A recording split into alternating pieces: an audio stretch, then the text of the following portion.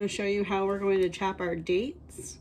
If you've not tried a date, I always highly suggest that you have a little sample of one. They're very sweet.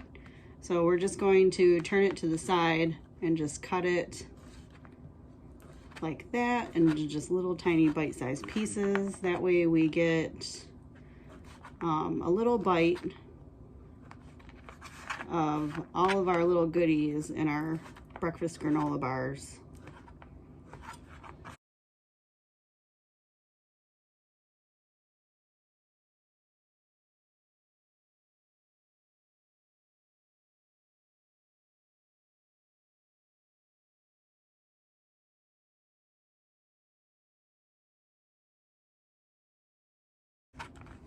And there we are, chopped dates.